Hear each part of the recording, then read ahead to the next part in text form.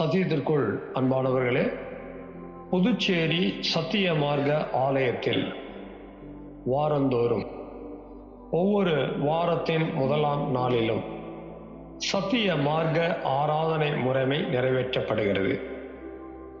சத்திய மார்க்க ஆராதனை முறைமையில் நிறைவேற்றப்படுகிற 3 சத்தியங்கள் மிக முக்கியமானது. 1, சுத்திகரிப்பின் செய்தி. 2, ஆராய்ச்சியின் செய்தி. 3, சத்திய தேவ செய்தி. இந்த 3 செய்திகளையும் யூடியூப் வழியாக உங்களுக்கு வழங்க ஆவியானவரால் வழிநடத்தப்படுகிறோம்.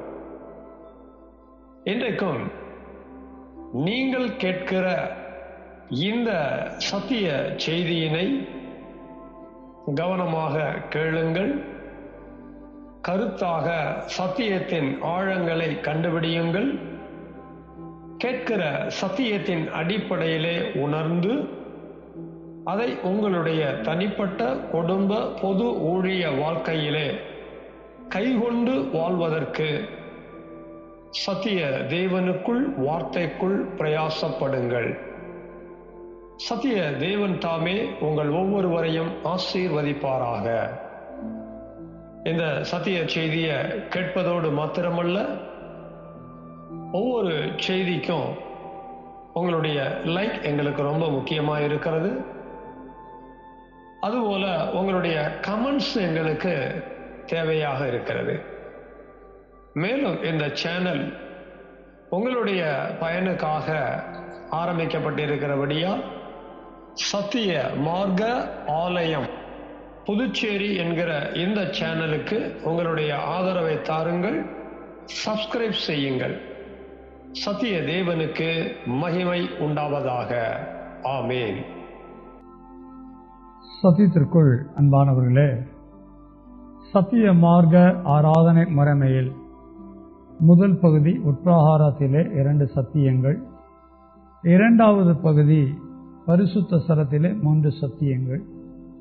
ஒவ்வொன்றாக அனுசரித்து சுத்தத்தையும் சுத்தத்தின் மேலாக பரிசுத்தையும் பெற்றுக்கொண்டு 3வது பகுதியாக இருக்கக்கூடிய மகா பரிசுத்த ஸ்தலத்தின் வேலைக்குள்ளாக பிரவேசிக்கிறோம். நாம் பிரவேசிக்கிற இந்த பகுதியிலே 2 விதமான சத்தியங்கள் காணப்படுகிறது. 1, ஜீவ வார்த்தை சத்திய தேவ செய்தி. 2, ஜீவ கிருபை சத்திய ஜெபம். இந்த 2ஐயும் நாம் அனுசரிக்கும் போது நம்முடைய தெய்வம் நமக்கு மகா பரிசுத்தத்தை அருள இருக்கிறார். மகா பரிசுத்தத்தை சுதந்திரிக்கத்தக்கதாக ஒவ்வொன்றையும் நாம் அனுசரிக்க போகிறோம். முதலாவதாக சத்திய தேவ செய்தியை கேட்க இருக்கிறோம். இன்றைய சத்திய தேவ செய்திக்கான தலைப்பு என்னவென்றால், எண் 14 சத்தியம். தலைப்பு எழுதிட்டோம் அப்படின்னா தலைப்புக்கு தேவையான ஆதார வசனங்களை எழுதிக் கொள்வோம். முதல் வசனம் யாத்திராகமம் 12:6. 2ஆம் வசனம் யாத்திராகமம் 12:21. தலைப்பு எழுதிட்டோம். ஆதார வசனங்கள் 2 குறைச்சோம். இப்ப நம்ம தேவ மகிமைக்காக இந்த 2 வசனங்களையும் ஒருவர் வாசிக்க எல்லாரும் தேவ பக்தியோடு கேட்போமா?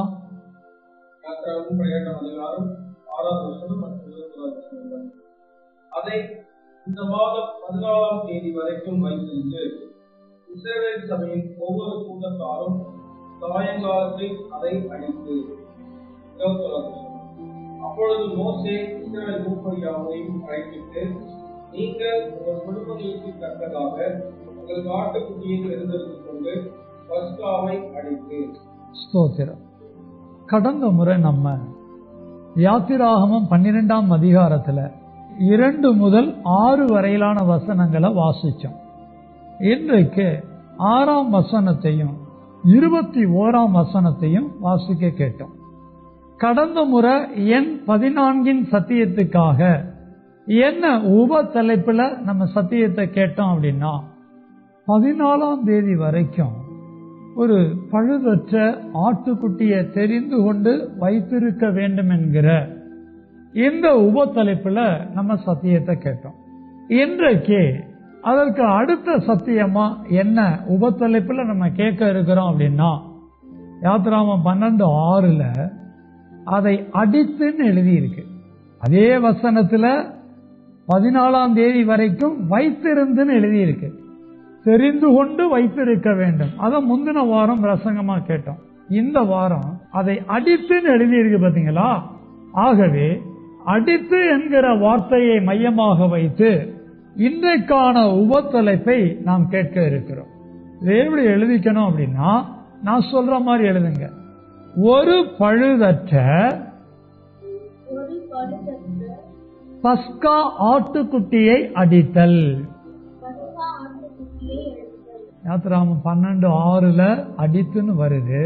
அதை அடித்து அப்படிங்கும் போது ஆட்டுக்குட்டியை அடித்துன்னு வருது. 21 பஸ்காவை அடித்துன்னு வருது. அந்த ஆட்டுக்குட்டியை பத்தி இங்க பஸ்கான்னு எழுதி இருக்கு. அதனாலதான் அந்த 2 வசனங்களை வச்சுதான் ஒரு பழுதற்ற பஸ்கா ஆட்டுக்குட்டியை அடித்தல். இப்படி நம்ம உபத்தலைப்ப எழுதி இருக்கிறோம்.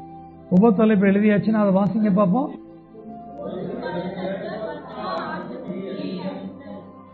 இந்த உபத்தலைப்புக்கு தேவையான வேத வசனங்களையும் எழுதிக் கொள்வோம். உபாகமம் 16:6. உபாகமத்துல 16:6. ஏன்னா 14ம் 16ம் ஒரே மாதிரி கேட்டுரும். அதனாலதான் 16 அப்படிங்கறத அழுத்தி சொன்னேன். 2ஆம் வசனம் மத்தேயு 26:68. 3ஆம் வசனம் யோவான் 19:3.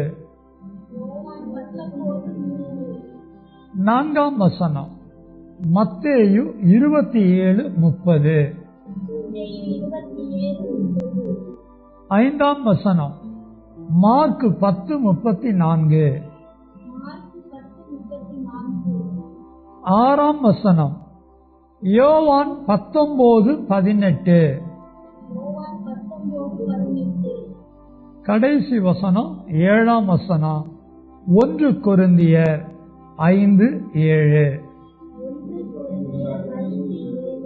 எல்லா வசனங்களையும் எழுதியாச்சு அப்படின்னா கண்களை மூடுவோமா, இருதயங்களை தாழ்த்துவோமா? சத்திய தேவ செய்திய தேவன் நம்மோடு பேசி நம்முடைய இருதயங்களிலே அவர் அதை எழுதி வைக்க தாழ்த்தி செபிக்கலாமா?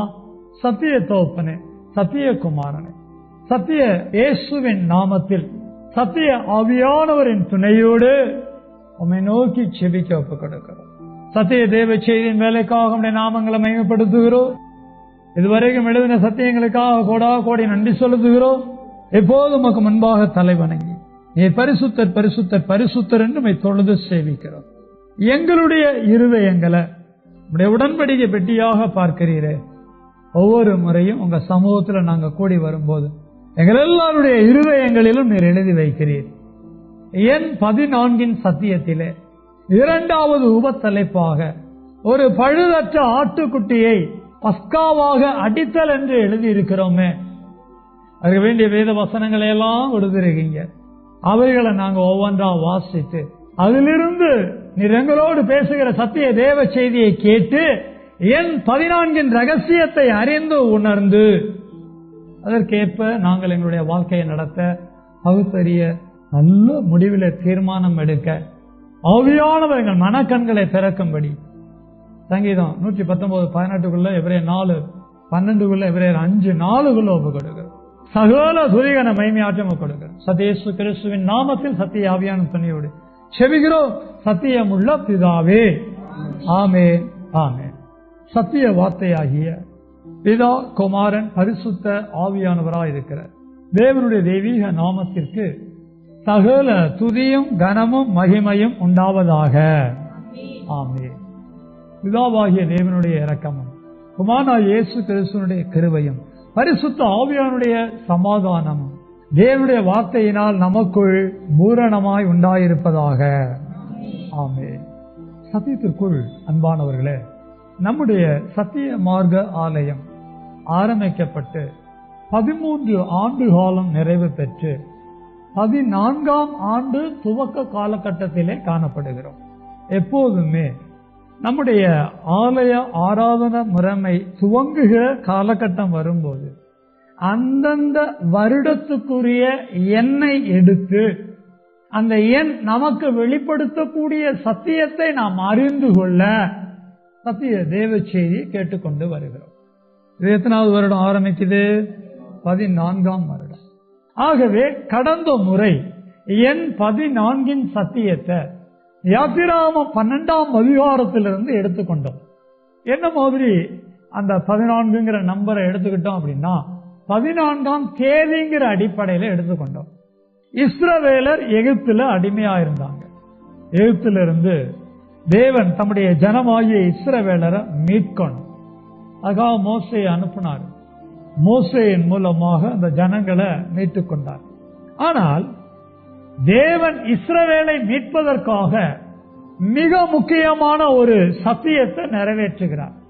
அது என்ன அப்படின்னா, இஸ்ரவேலருடைய பிரதான மாதம், அதாவது வருடத்தின் முதலாம் மாதமாகிய நிசான் மாதம், இன்னொரு விதமாக சொல்லுவாங்க ஆபீப்னு சொல்லுவாங்க. நிசான் ஆபீப். இப்படி வரக்கூடிய அந்த பிரதான மாதத்துல 10ஆம் தேதி அன்னைக்கு இஸ்ரவேல் குடும்பத்தார் தங்களுடைய குடும்பத்தினுடைய எண்ணிக்கைக்கு தக்கதாக, குடும்பத்தில் இருக்கிற உறுப்பினருடைய இலக்கத்துக்கு தக்கதாக ஒரு ஆட்டுக்குட்டியை தெரிந்து எடுக்கணும். எப்ப? 10ஆம் தேதி. அத 14ஆம் தேதி வரை வச்சிருக்கணும். கடந்த முறை நம்ம எப்படி இஸ்ரவேல 10ஆம் தேதி ஒரு ஆட்டுக்குட்டியை பழுதற்றதா அதை தெரிந்து கொண்டு 14ஆம் தேதி வரை வச்சிருந்தாங்க அப்படிங்கிறதுக்கு சம்பவத்தை வாசித்து பிறகு இந்த காரியம் எப்படி பழுதற்ற ஒரு ஆட்டுக்குட்டிங்கிற சத்தியம் அந்த 14ங்கிற எண்ணெய் வெளிப்படுத்தக்கூடிய அளவிற்கு இயேசுவிலே பொருந்தியதுங்கிறத கேட்க ஆரம்பிச்சோம். இயேசு கிறிஸ்துவை யோவான் ஸ்நானன் தன்னிடத்தில் வருகிறதை கண்ணிலே காண்கிறான். அப்படி காணும் போது அவரை என்ன ஆட்டுக்குட்டின்னு சொன்னான்? தேவ ஆட்டுக்குட்டி. எல்லாருக்கும் இயேசு ஒரு மனுஷனா தெரிகிறார். ஆனா யோவான் ஸ்நானனுடைய கண்களுக்கு மட்டும் தேவ ஆட்டுக்குட்டியா தெரிஞ்சார். இயேசு தேவ ஆட்டுக்குட்டியா யோவான் ஸ்நானனுடைய கண்களுக்கு தெரிவது ஒருவரும் அதிசயமாக இருந்தாலும் ஆச்சரியமாக இருந்தாலும், இயேசுவை தேவ ஆட்டுக்குட்டியாக யார் தெரிந்து கொண்டார் என்கிற ரகசியத்தை ஆராய்ந்து பார்த்த பொழுது பரலோகங்களிலே பிதாவாகிய தேவன் தம்முடைய இருதயத்திலே இயேசுவை பழுதற்ற, அதாவது குற்றமற்ற, மாசற்ற, விலையேற பெற்ற தேவ ஆட்டுக்குட்டியாக தெரிந்து கொண்டு தீர்மானம் பண்ணினார். அப்படி தீர்மானம் பண்ணினவர் அழைத்தார். அழைத்த தேவன் பூமிக்கு அனுப்பினார். இந்த ரகசியங்கள் எண் 14 நமக்கு வெளிப்படுத்தியது. அல்லது எண் 14 என்கிற இலக்கம் நம்பருடைய அந்த சத்தியம் இயேசுவை ஒரு பழுதற்ற ஆட்டுக்குட்டியாக தேவன் தெரிந்து கொண்டு இந்த பூமியிலே வைத்திருந்தார் என்பதை நமக்கு வெளிப்படுத்தியது. அல்லேலூயா, ஓசியானா, ஸ்தோத்திரா. இதனுடைய தொடர்ச்சியான சத்தியம், இரண்டாவதான சத்தியம், இன்றைக்கு நாம் கேட்க இருக்கிறதான சத்திய தேவ செய்தி உப தலைப்பு என்ன அப்படின்னா, ஒரு பழுதற்ற பஸ்கா ஆட்டுக்குட்டியை அடித்தல். தெரிந்து கொண்டு வைக்கப்பட்டதும் 14ஆம் தேதி தான். அப்படி தெரிந்து கொண்டு வைக்கப்பட்டிருந்த அதே 14ஆம் தேதி தான் அந்த பழுதற்ற ஒரு தேவ ஆட்டுக்குட்டியை என்ன பண்ணி இருக்கிறாங்க? அடிச்சிருக்கிறாங்க. இந்த ரகசியத்தை, இந்த ஆழத்தை, இந்த சத்தியத்தை எண் 14 வெளிப்பாட்டின இன்றைக்கு நாம் அறிந்து கொள்ள நாம் எழுதியிருக்கிறதான 7 வசனங்களுக்குள்ள முதலாம் வசனமாகிய உபாகமம் 16:6 வாசிக்க கேட்போம். உபாகமம் 16:6.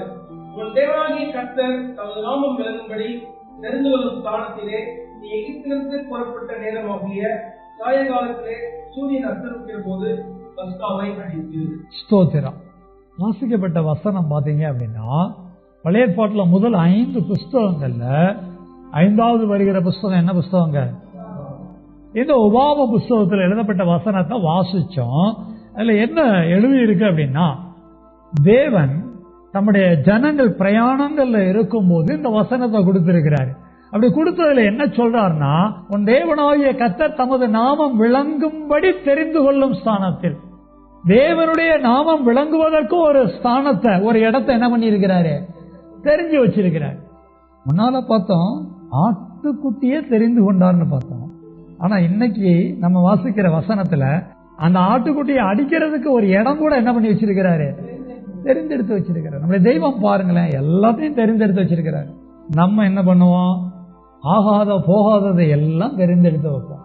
ஆனால் தெய்வம் நம்முடைய சித்தத்துல மனிதர்களுக்காக அல்லது தம்முடைய ஜனங்களுக்காக எவைகளை எப்படி தெரிந்து கொள்ள வேண்டுமோ அதிலே தெளிவாக இருக்கிறார். அவர் ஒரு ஸ்தானத்தை தெரிந்து கொள்ளுகிறார். அப்படி தெரிந்து கொள்ளுகிற ஸ்தானத்துலதான் என்ன பண்ணணுமா? ஸ்தோத்திரம், எகிப்திலிருந்து புறப்பட்ட நேரமாகிய, நம்முடைய தெய்வம் நேரத்தை பார்க்கிறார் பாருங்க. பாஸ்டர், தெய்வமே நேரம் பார்க்கிறாரு, அப்ப நம்மளும் என்ன பார்க்கணும்? நேரம் பார்க்கணும். வீட்டுக்கு போறதுக்கு நேரம் பார்ப்போம், நல்லது செய்யறதுக்கு நேரம் பார்ப்போம். ஸ்தோத்திரம், நேரம் பார்க்கிறது அவசியம்தான். ஆனால் எதற்கு நேரம் பார்க்கணும், எதற்கு நேரம் பார்க்க கூடாதுங்கிற ஒரு தெளிவு நமக்கு இருக்கணும். அனாவசியமா நேரம் பார்க்க கூடாது. தேவ சமூகத்தில் இருந்துட்டு நேரத்தை பார்க்க கூடாது. எல்லாத்துக்கும் ஒரு ஒழுங்கு இருக்கு. ஏதோ கொஞ்சம் முன்ன பண்ண இருக்கலாம். பட் ஆனா அதுக்காக நேரம் பார்க்க கூடாதுங்கிறதுக்காக ராத்திரி வரை உங்களை உட்கார வச்சாலும் நாங்க என்ன பண்ண முடியாது? நடத்த முடியாது. ஏதோ ஒரு 1/4 மணி நேரம் 1/2 மணி நேரம் சமயத்துல கூட போகும். அது தவறல்ல. ஸ்தோத்திரம். அந்த 10 நிமிஷம் 15 நிமிஷம் கூட கொடுக்க கூடாதா என்ன? கெத்செமனே தோட்டத்தில் இயேசு என்ன கேட்கிறாரு? 1 மணி நேரம் ஆகுது விழுத்து இருக்க கூடாதா? கண்ணு முழிச்சிருக்க நேரம் கேட்கிறாரு. ஐயா அடிக்கடி சொல்லுவாங்க, என்ன சொல்லுவாங்க அப்படின்னா, உலக மக்கள் 8 மணி நேரம் வேலை பார்க்கறாங்க. எங்ககிட்ட சொல்லுவாங்க, நாங்க வேலைக்கு போனப்ப சொல்லுவாங்க, நீங்க ஒரு நாளைக்கு 9 மணி நேரமாவது குறைஞ்சது என்ன பண்ணுங்க, வேலை பாருங்க, ஊழியத்துல வேலை பாருங்க அப்படின்னு சொல்லுவாங்க.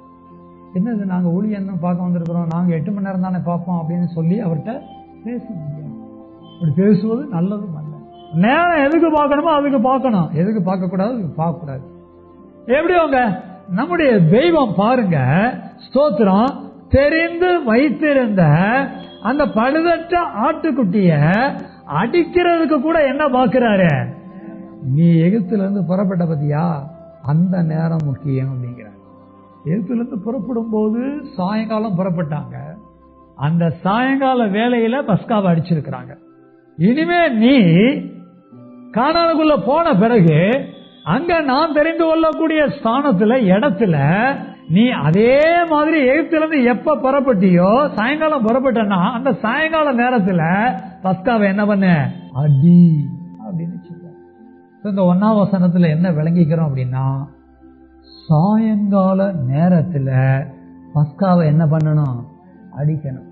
சாயங்கால நேரத்துல ஏன் பஸ்காவை அடிக்க சொல்றாருங்கிற ரகசியம் அந்த வசனத்துல எகிப்துல இருந்து புறப்பட்ட நேரம்னு முன்னால குறிப்பிடுறாரு. ஆனா அதே சமயத்துல பாருங்க, சாயங்காலத்திலே அப்படிங்கிற வார்த்தைக்கு அப்புறம் என்ன வருது பாருங்க, சூரியன் அஸ்தமிக்கிற போது.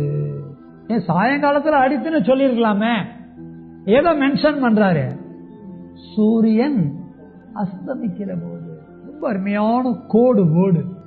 சூரியன் அஸ்தமிக்கிறதுக்குள்ள ரகசியம் இருக்கிறது. இதெல்லாம் நம்ம ஒவ்வொரு வசனங்களுக்குள்ள பார்த்து முடிவுல நல்லா விளங்கிக்க போகும்.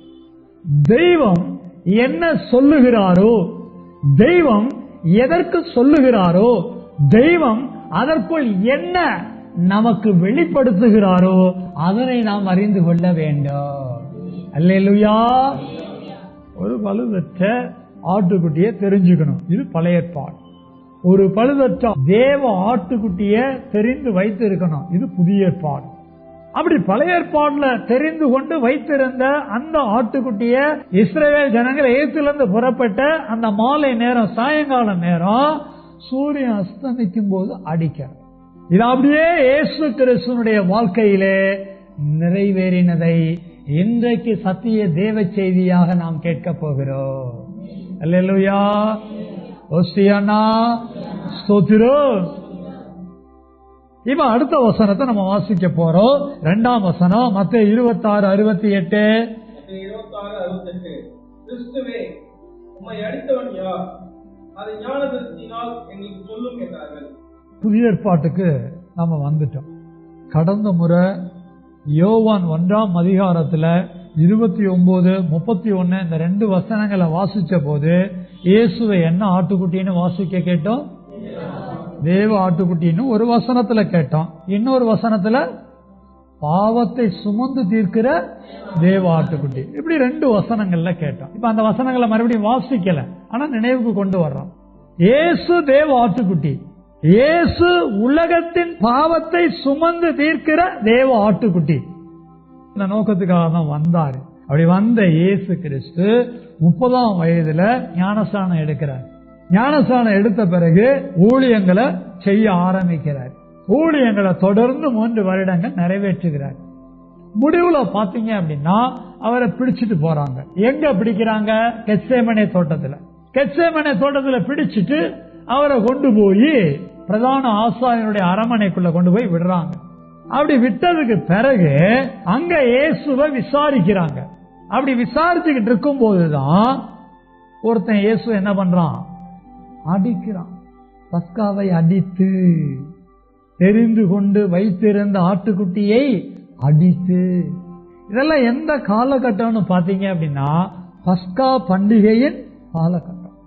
பஸ்கா பண்டிகையின் காலகட்டத்தில் வருஷம் வருஷம் எது அடிக்கப்படணும்? ஆடு அடிக்கப்படணும். இயேசு பிடிபட்ட நாள் வரையில நல்லா கவனிக்கணும். இந்த பஸ்கா அடிக்கிற வழக்கத்தை வருஷந்தோறும் யூதர்கள் என்ன பண்ணிக்கிட்டே வர்றாங்க? நிறைவேற்றிக்கிட்டே வர்றாங்க. ஆனால் பெரிய ஆச்சரியம் பாருங்க, தேவ ஆட்டுக்குட்டியாக பூமிக்கு மனுஷகுமாரனாக வெளிப்பட்ட அனுப்பப்பட்டு வந்த இயேசு கிறிஸ்துவானவர் ஊழியத்தின் நிறைவிலே பிடிபட்டு அரண்மனையிலே விசாரிப்புக்கு கொண்டு போகப்படும் பொழுது அங்கே ஒருவனால் முதலாவது அடிக்கப்படுகிறார். அல்லேலூயா! மகிமையான காரியம். இயேசு அடிக்கப்பட்டது என்ன காரியம்? மகிமையான காரியம். ஏனென்றால் கொலோசையர் புத்தகத்தில் எழுதியிருக்கிறது, அவர் மகிமையாய் வெற்றி சிறந்தார். 14 எழுதியிருக்கு, அவர் மகிமையாய் வெற்றி சிறந்தார். இயேசு கிறிஸ்து அடிக்கப்பட்டதிலிருந்து அவர் மகிமையாய் வெற்றி சிறக்கிற காரியம் நடைபெறுகிறது.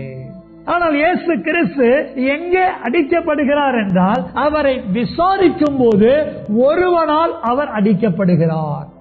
அப்படி அடிச்ச பிறகுதான் கேட்கிறான் பாருங்க, கிறிஸ்துவே உம்மை அடித்தவன் யார்? ஆச்சரியமா இருக்கு. என்ன இதுல பெரிய ஆச்சரியம்? இயேசு ஒருத்தன் அடிச்சுட்டான், அடிச்சுட்டு உன்னை அடிச்சது யாருன்னு கேட்கிறான். இதுல என்ன பெரிய ஆச்சரியம்?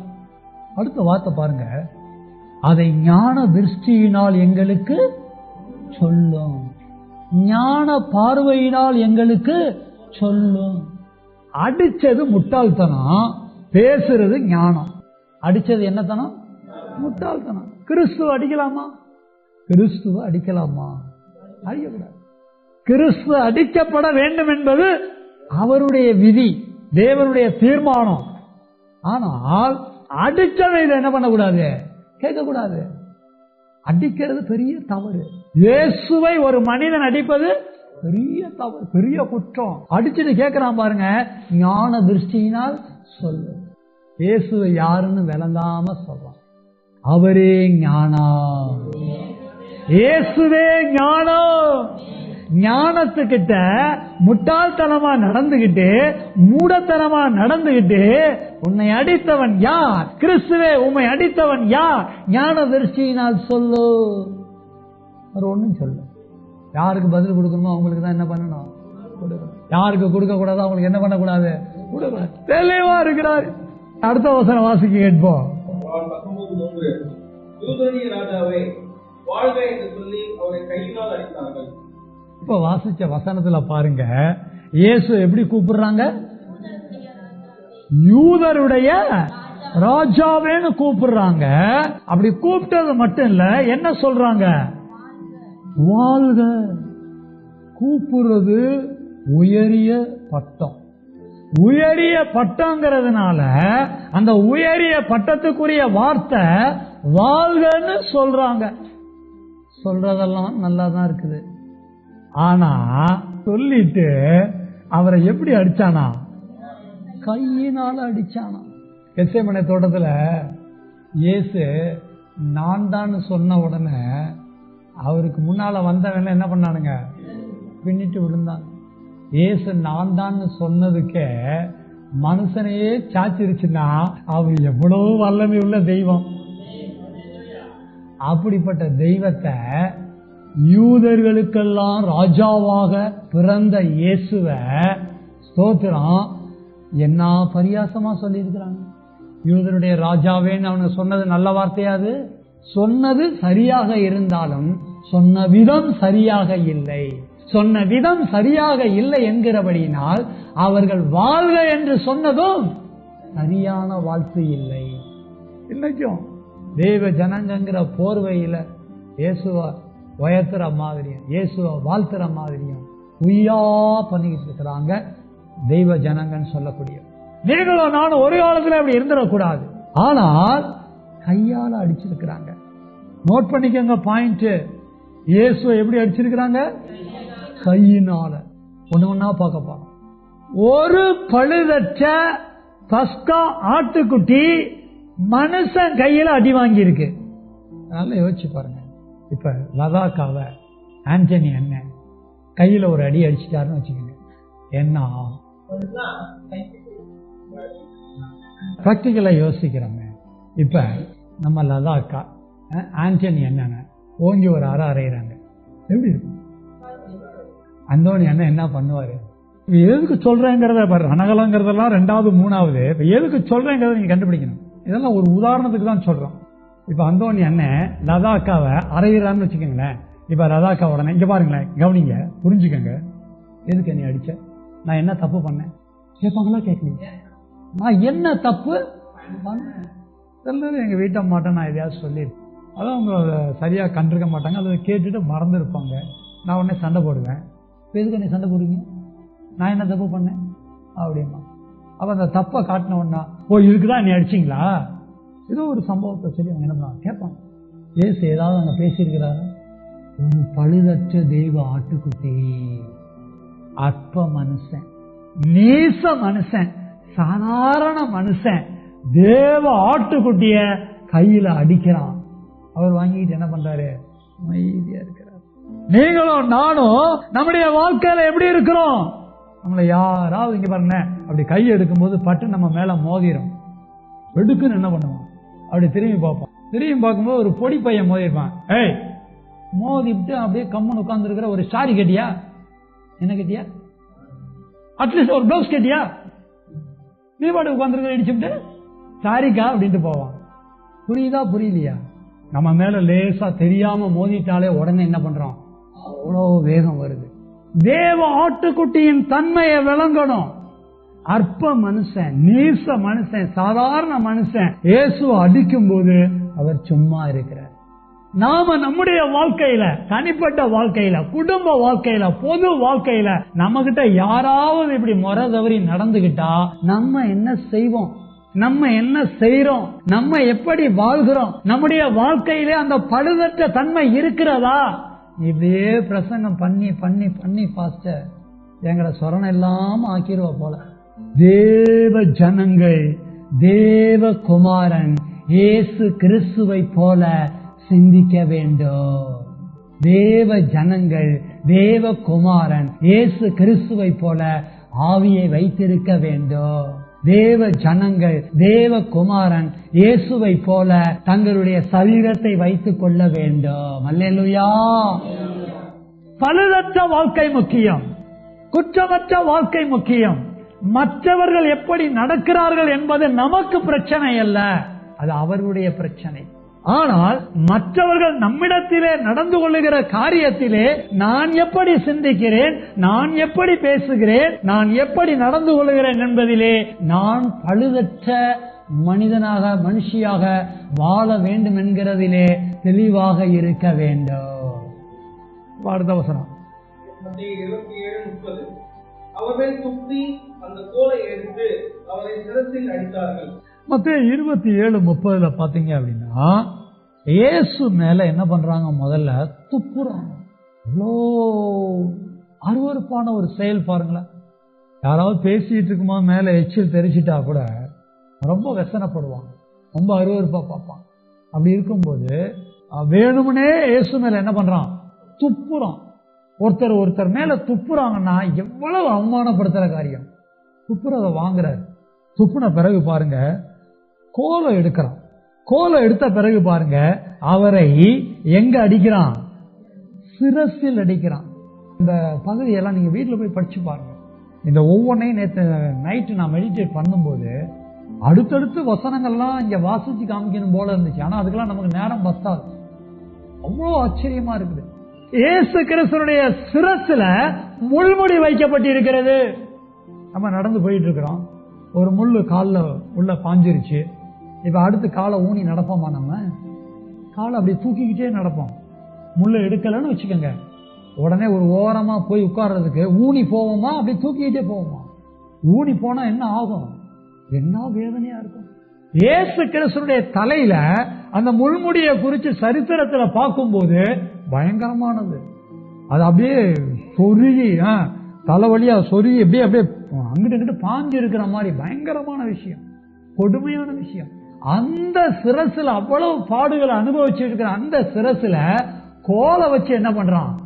அடிச்சா என்ன வேதனையா இருக்கும். அப்பவும் இயேசு சும்மா இருக்கு. நமக்கு யாராவது ஒரு சின்னதை பண்ணிட்டா நம்ம விடுவோமா?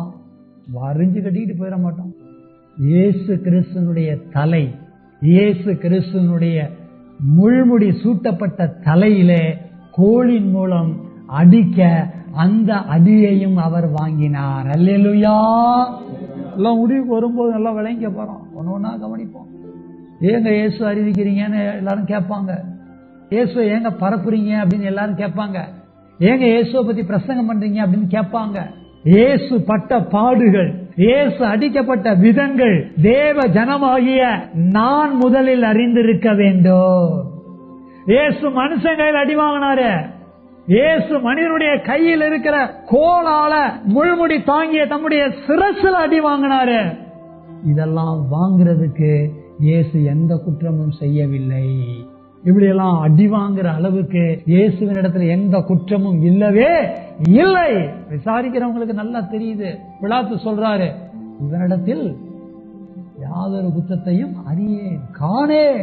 அறியேங்கிறான், காணேங்கிறான், வெவ்வேறு வார்த்தைகளை சொல்றான்.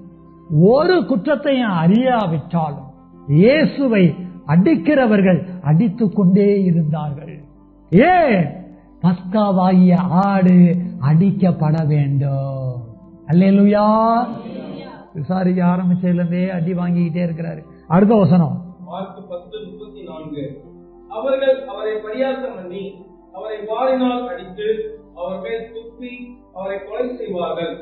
ஆகிலும் 3ஆம் நாளிலே அவர் உயிரோடே எழுந்திருப்பார் என்றார். இது இயேசு சொன்ன வேத வசனம். இயேசு என்ன சொல்றாரு அப்படின்னா, நம்ம எல்லாம் எருசலேம் போறோம். யார்கிட்ட சொல்றாரு? சீசர்கிட்ட. உடனே அவனுங்கெல்லாம் ரொம்ப சந்தோஷம். ஓகே, நம்ம ஒரு சிட்டிக்கு போறோம், அங்க போய் மினிஸ்ட்ரி பண்ண போறோம் அப்படின்னு நினைச்சிட்டு ரொம்ப ஜாலியா கேட்கறாங்க. அப்படி கேட்கும் போது இயேசு என்ன சொல்றாரு அப்படின்னா, நம்ம எருசலேம் போனதுக்கு அப்புறம் என்ன பண்ணுவாங்க? என்னை பிடிச்சிட்டு போவாங்க. பிடிச்சிட்டு போனதுக்கு பிறகு என்ன பண்ணுவாங்க? பரியாசம் பண்ணுவாங்க. பரியாசம் பண்ணதுக்கு அப்புறம் என்ன பண்ணுவாங்க? வாரினால் அடிப்பார்கள். வார்னா என்னன்னு விளங்குதா? சாட்டை. சாட்டைனாலும் சாட்டை, சும்மா சாட்டை கிடையாது. அந்த சாட்டைகள்ல மணிகள் கட்டப்பட்டிருக்கும், அந்த சாட்டைகள்ல முள்கள் இருக்கும். அந்த சாட்டையை எடுத்து அப்படி ஒரு அடி அடிச்சுட்டு எடுத்தோம்னா அப்படியே கிழிச்சுக்கிட்டு வரும். அதனுடைய டீட்டெயில்ஸ் எல்லாம் பின்னால கத்தரி சித்தமானாலும் நம்ம ஒரு முறை பார்ப்போம். நம்ம ஸ்தோத்திரம். இப்படிப்பட்ட வாரை எடுத்து இயேசுவை எங்க அடிச்சாங்க? அவருடைய உடம்புல அடிச்சாங்க. இயேசுனுடைய உடம்பு வாரினால் அடிக்கப்பட்டது. கவனிச்சிங்களா? இயேசுவ ஒவ்வொரு விதங்கள்ல அடிச்சிருக்கிறாங்க. ஒருத்தன் இயேசுவோட கன்னத்துல அரைஞ்சான். இயேசுவோட எங்க அரைஞ்சான்? கன்னத்துல அரைஞ்சான். கன்னம் முகத்தை குறிக்கிறது. ஒருத்தன் தான் கையில இருக்கிற கோலை எடுத்து இயேசுவோட சிரசுல அடிக்கிறான். ஒருத்தன் இயேசுவோட உடம்புல அடிக்கிறான். கையில கன்னத்துல அடிக்கிறான், கோல்ல சிரசுல அடிக்கிறான். வாருனால உடம்புல அடிக்கிறான். இது எல்லாமே கொஞ்சம் ஆழமா சிந்திச்சு பாத்தீங்கன்னா, உலகத்திலே மனிதனாக தோன்றின ஒவ்வொரு மனிதனும் தன்னுடைய ஆவியில மீறுதல்களை கொட்டி வச்சிருக்கிறான், ஆத்துமால அக்கிரமங்களை சேர்த்து வச்சிருக்கிறான், சரீரங்களை பாவங்களை மூட்டை மூட்டையா வச்சிருக்கிறான். இது எல்லாவற்றையும் தேவன் யார் மேல சுமத்த போறாரு? தேவ ஆட்டுக்குட்டியாகிய பழுதற்ற இயேசு கிறிஸ்துவின் மேல் சுமத்த இருக்கிறார். அல்லேலூயா. எல்லாரும் சுமக்க போறாருங்கிறதுக்கு அடையாளமாக தான் பஸ்கா பண்டிகையின் நாளிலே ஸ்தோத்திரம், தேவ ஆட்டுக்குட்டியாக மனுஷனாக வந்த இயேசு கிறிஸ்து அடிக்கப்படுவதற்கு முன்னதாக அடிமேல் அடிமேல் அடியை வாங்கி கொண்டு வந்தார். அல்லேலூயா. எனக்காக அடிக்கப்பட்டார், நமக்காக அடிக்கப்பட்டார். அவருடைய முகம் எனக்காக அறையப்பட்டது, அவருடைய சிரசு எனக்காக அடிக்கப்பட்டது, அவருடைய உடம்பு எனக்காக அடிக்கப்பட்டது. இந்த சிரசும் அந்த முகமும் ஆவி ஆத்துமாவை குறிக்கிற ரகசியம். நம்முடைய ஆவியின் ஆத்துமாவின் அக்கிரமங்கள் மீறுதல்களுக்காக அடிக்கப்பட்டது. உடம்பு என்பது நம்முடைய பாவங்களுக்காக அடிக்கப்பட்டது. இப்படி அடி மேல அடி மேல அடி வாங்கின இயேசு கிறிஸ்து. தொடர்ந்து அடுத்த வசனம் வாசிக்க கேட்போம். 19:18 அங்கே அவரை சிலுவையில் அறைந்தார்கள். அவரோட கூட வேறு 2 பேரை 2 பக்கங்களிலும் இயேசுவை நடுவிலுமாக சிலுவைகளில் அறைந்தார்கள். இயேசு சொன்ன மாதிரியே என்ன பரியாசம் பண்ணுவாங்கப்பா, வாரினால் அடிப்பாங்கப்பா, என் மேல துப்புவாங்கப்பா, என்ன கொலை செய்வாங்கப்பா அப்படின்னு சொன்னாரு பாத்தீங்களா? அப்படி சொன்ன மாதிரியே இயேசுவை பிடிச்சிட்டு போறாங்க, விசாரிக்கிறாங்க, 3 விதங்கள்ல அவரை அடிக்கிறாங்க. பஸ்காவாக இருந்த தேவ ஆட்டுக்குட்டியை அடி அடின்னு அடிக்கிறாங்க. அடிச்சவங்க கடைசியா ஒட்டுமொத்தமா அடிக்க கல்வாரி சிலுவையிலே ஆணிகளால் அடித்தார்கள். ஏனால் அடிச்சாங்க? 2 கையிலையும் ஆணி, 2 கால்லையும் ஆணி.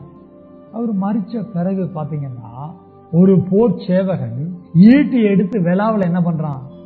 குத்துறான். செத்ததுக்கு அப்புறமும் குத்துப்பட்டாருங்க. உயிரோட இருக்கும் போதும் அடி வாங்கினாருங்க. உயிரோட இருக்கும் போது விசாரணையின் போது அடி மேல அடி வாங்கினவர இயேசு தான் இப்படிப்பட்ட அடி வாங்கிட்டு ஒரேடியா என்னை சிலுவையிலையும் அறைவாங்கன்னு சொன்ன மாதிரியே, கொலை செய்வார்கள் சொன்ன மாதிரியே இயேசுவை சிலுவையில் அறைந்தார்கள். அவரோடு கூட வேறு 2 பேரை 2 பக்கங்களிலும் இயேசுவை நடுவிலுமாக சிலுவையில் அறைந்தார்கள். அந்த வேற 2 பேரும் என்ன செஞ்சவங்க? குற்றம் செய்த கல்வர்கள். ஆனா நடுவில் அடிக்கப்பட்ட இயேசு கிறிஸ்து யாரு? குற்றமில்லாத இயேசு கிறிஸ்து. அல்லேலூயா. குற்றமில்லாத தேவ ஆட்டுக்குட்டி. குற்றமில்லாத ஒருவர் அடிக்கப்பட்டார் என்றால் அவர் உலகத்தின் அக்கிரமங்களை சுமந்து தீர்க்கணும், அவர் உலகத்தின் பாவங்களை சுமந்து தீர்க்கணும், அவர் உலகத்தின் மீறுதல்களை சுமந்து தீர்க்க வேண்டும். ஆகவே கல்வர்கள் நடுவிலே, குற்றவாளிகளின் நடுவிலே குற்றமற்ற இயேசு கிறிஸ்து குற்றங்களை சுமந்து நமக்காக அடிக்கப்பட்டார், நமக்காக அறையப்பட்டார், நமக்காக கொலை செய்யப்பட்டார். 3 வார்த்தை கவனிச்சீங்களா? நமக்காக அடிக்கப்பட்டார், நமக்காக அறையப்பட்டார், நமக்காக கொலை செய்யப்பட்டார். இயேசு கிறிஸ்து அடிக்கப்பட்டார் என்பதனுடைய முடிவு என்ன அப்படின்னா, இயேசு கிறிஸ்து நமக்காக மரிக்க வேண்டும். அல்லேலூயா. ஓசியானா ஸ்தோத்திரம். 14ஆம் தேதி எனக்கு எதை வெளிப்படுத்துகிறது? இயேசு எனக்காக மரித்ததை வெளிப்படுத்துகிறது.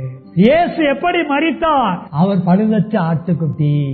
ஆனால் பழுதற்ற ஆட்டுக்குட்டி எப்படி அடிக்கப்பட முடியும்? பழுதற்ற ஆட்டுக்குட்டி பழுதான மனுஷர்களுக்காக அடிக்கப்பட வேண்டும்.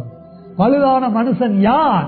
பழுதான மனுஷன் நான், பழுதான மனுஷர் நான், பழுதான மனுஷனாகிய மனுஷியாகிய நமக்காக இயேசு கிறிஸ்து பழுதற்ற ஆட்டுக்குட்டியாக இருந்தாலும் நம்முடைய பழுதுகளை அவர் ஏற்று நமக்காக அடிக்கப்பட்டு சிலுவையில் அறையப்பட்டு கொலை செய்யப்பட்டு மரித்தார். அல்லேலூயா. இப்ப கடைசி வசனம் எல்லாரும் எடுத்துக்குவோம். 7ஆம் வசனம் 1 Corinthians 5:7. எல்லாரும் எடுத்தாச்சுங்களா? எடுத்தாச்சுன்னா ஒரு அல்லேலூயா சொல்லுவோம், ஒரு ஓசியானா சொல்லுவோம், ஒரு ஸ்தோத்திரம் சொல்லுவோம். இப்போ 1 Corinthians 5:7 நாம் தேவ மகிமைக்காக ஒருமனப்பட்டு வாசிப்போம். ஆகையால் நீங்கள் புளிப்பில்லாதவர்களாய் இருக்கிறபடியே புதிதாய் பிசைந்த மாவாய் இருக்கும்படி பழைய புளித்த மாவை புறம்பே கழித்து போடுங்கள். ஏனெனில் நம்முடைய பஸ்காவாகிய கிறிஸ்து நமக்காக பலியிடப்பட்டிருக்கிறாரே. ஆமென். பஸ்காவை அடித்து அப்படின்னா பஸ்காவை பலியிட்டு. பஸ்காவை அடித்துனா என்ன விளங்கிக்கணும்? பஸ்காவை பலியிட்டு தேவன் பலி செலுத்தினார்.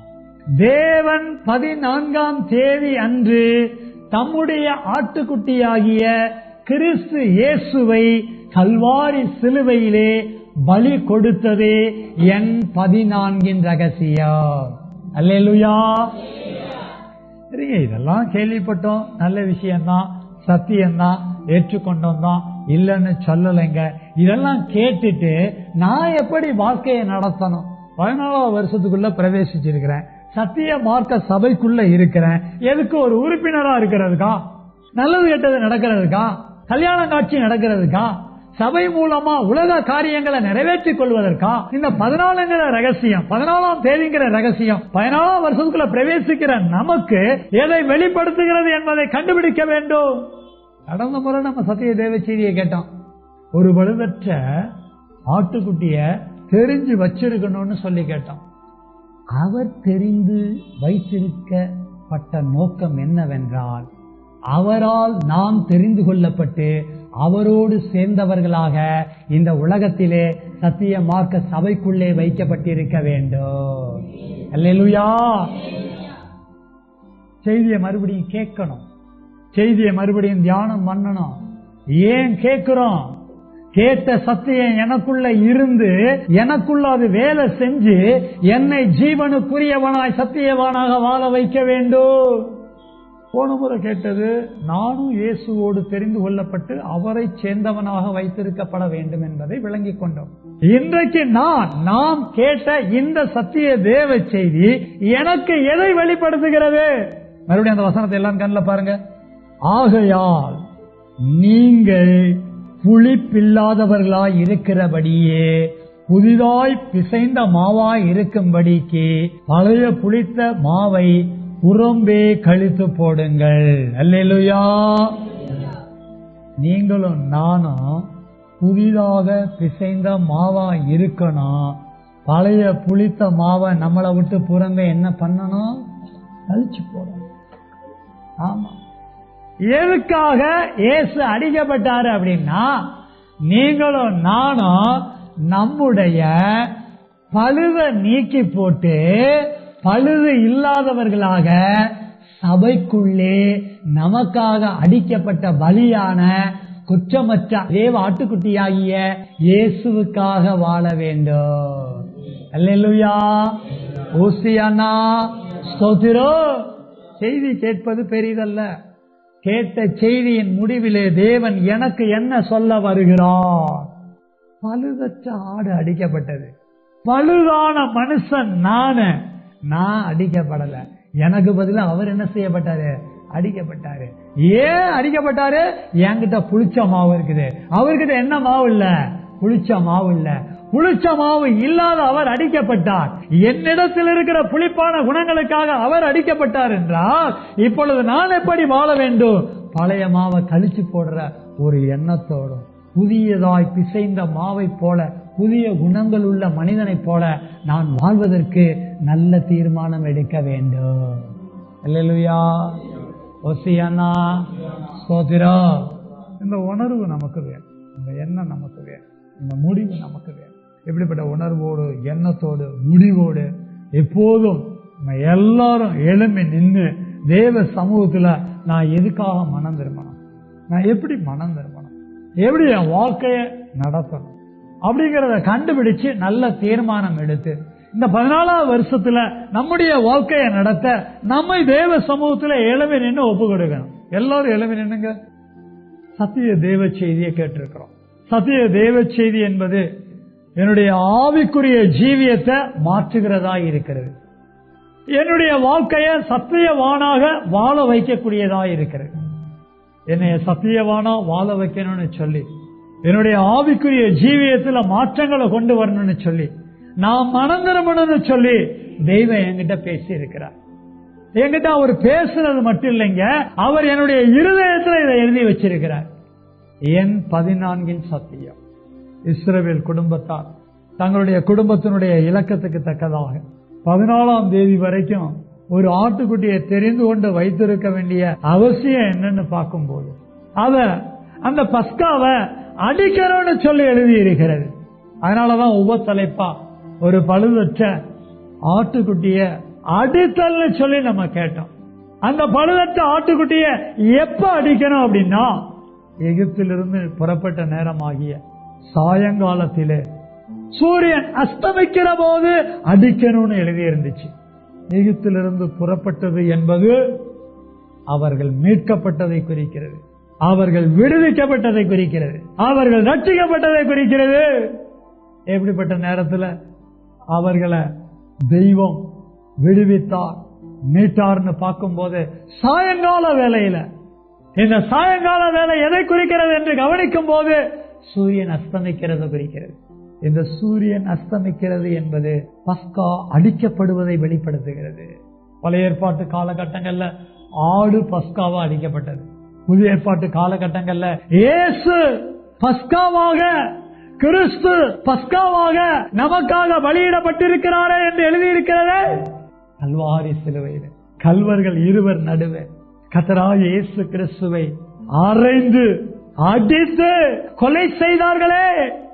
இயேசு கிறிஸ்து பழுதற்றவர், இயேசு கிறிஸ்து குற்றமற்றவர், இயேசு கிறிஸ்து மாசற்றவர், இயேசு கிறிஸ்து விளையாட பெற்றவர். எனக்காக மனுஷனாக, எனக்காக நமக்காக மனுஷனாக தேவ ஆட்டுக்குட்டியாக இந்த பூமிக்கு வந்தாரே. இப்படி வந்த அவர் ஊழியங்கள் எல்லாம் செஞ்சு பிடிபட்டு விசாரிக்கப்படும் பொழுது ஒரு மனிதனால கையினால கன்னத்துல அடி வாங்கினார். யாருக்காக அடி வாங்கினார்? எனக்காக அடி வாங்கினார். ஒரு மனுஷனுடைய கோலை கொண்டு சிரசுல அடி வாங்கினாரு. யாருக்காக அடி வாங்கினார்? எனக்காக அடி வாங்கினார். ஒரு மனுஷனால வாரினால உடம்புல அடி வாங்கினாரு. யாருக்காக அடி வாங்கினாரு? எனக்காக அடி வாங்கினார்.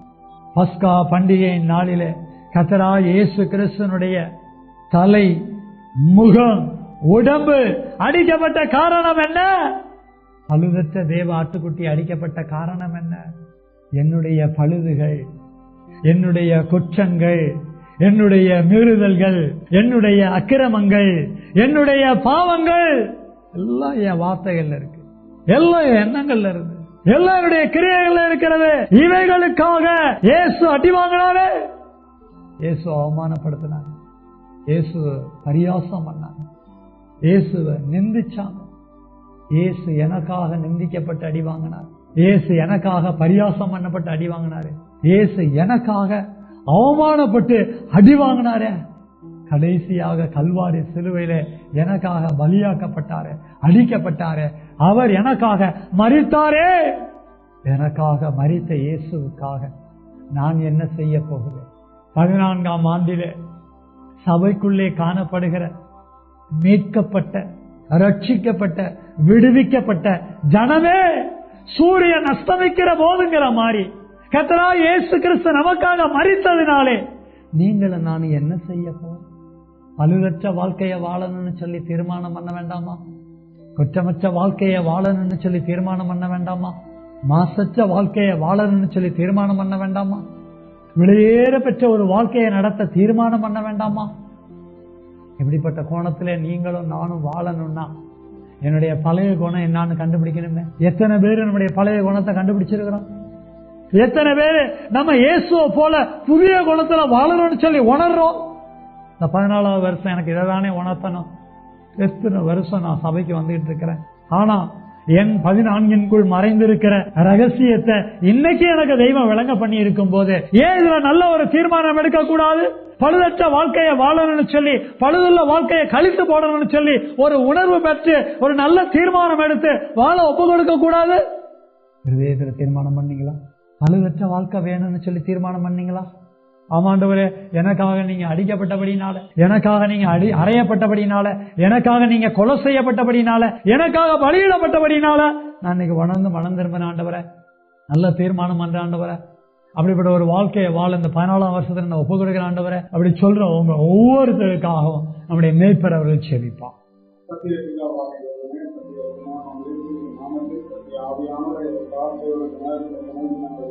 செபிக்கிறோம். ஒவ்வொரு தலைப்பாக பருகக்கூடிய அழைத்தல் என்ற சத்தியத்தை இந்த நாளில என்னுடைய ஒவ்வொருடைய இருதயம் என்கிறதாவே எழுதி கட்டாக ஜனமாக நீங்கள் தொடர்ந்து ஆண்டவரை நடத்தி வருவதற்காக நாமளுக்கு கோடி மகிமை செலுத்துகிறோம். கோடி நன்றி செலுத்துகிறோம். உண்மையே தொழுது சேவிக்கிறோம். பழைய ஏற்பாட்டு காலகட்டத்தில் ஜனங்கள் எதிர்ப்பு அடிமைத்தலாம் ஸ்தோத்திரம். ஆண்டவரே சாயங்கால வேலையில கத்தாவே ஆண்டவரே ஒரு ஆட்டுக்குட்டி ஆண்டவரை ஸ்தோத்திரிக்கிறோம். அடித்ததை நினைவு கூறுகிற விதமாக ஸ்தோத்திரம் ஆண்டவரே. ஒரு பழுதற்ற ஆண்டவர் குற்றம் ஆமென். ஆட்டுக்குட்டியாகி இயேசு கிறிஸ்துவை ஸ்தோத்திரம். ஆயத்தப்படுத்தி எங்களுக்காக அடித்த அந்த ஸ்தோத்திரம். கோடி மகிமை செலுத்துகிறோம். குற்றமற்றவரும் மாற்றற்றவரும் அல்லேலூயா. ஆண்டவராக இயேசு கிறிஸ்து எங்களுக்காக ஒப்பு கொடுத்து ஆமென். மகிமை செலுத்துகிறோம். ஸ்தோத்திரம். இயேசு ஒருவனால் அடிக்கப்பட்டதை அல்லேலூயா. ஒருவனால் ஆண்டவரே அந்த சிரத்தின் மேல் அடிக்கப்பட்ட ஸ்தோத்திரம். அவருடைய முகத்தில் ஆண்டவரே எச்சினால் துப்பப்பட்டதை ஸ்தோத்திரம். ஆண்டவரே நன்றி செலுத்துகிறோம். நன்றி செலுத்துகிறோம். கர்த்தாவே இயேசு எவ்வளவோ அவமானங்கள் அல்லேலூயா. ஆண்டவரே இந்த காரியங்களை நாங்கள் அன்றாட வாழ்க்கையில் ஸ்தோத்திரம். ஸ்தோத்திரம். குணங்கள் எங்களுக்கு நீங்கும்படி மாவு எங்களுக்கு கழித்து போடத்தக்கதாக குழந்தைகளைப் போல ஸ்தோத்திரம் ஞானமுள்ள ஒரு வாழ்க்கை வாழ கிருபை பாராட்டும்படி செபிக்கிறோம். ஒப்பு கொடுத்து தீர்மானம் எடுக்கிறோம். ஸ்தோத்திரம். ஸ்தோத்திரம். நினைவுத்து தியானித்து தியானித்து ஆமென். ஆமென். ஸ்தோத்திரம். செபிக்கிறோம். அடிக்கப்பட்ட காரியங்கள் ஸ்தோத்திரம். ஸ்தோத்திரம். தேவனுக்கு மகிமையாக நாங்கள் ஆமென். செபிக்கிறோம். நிறைவேறணும். செபிக்கிறோம். இயேசுவின் நாமத்தில் ஆவியானவருடைய ஒத்தாசையோடு செபிக்கிறோம். ஜீவன் பரிசுத்தமுள்ள நல்ல பிதாவே. ஆமென். ஆமென்.